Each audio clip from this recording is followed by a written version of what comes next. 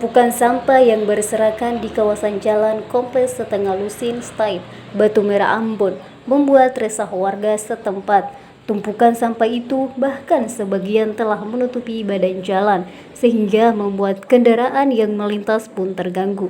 Warga di sekitar kawasan ini mengaku resah karena tumpukan sampah ini telah merusak pemandangan, bahkan terlihat kotor dan bau, apalagi bertepatan dengan musim hujan seperti ini.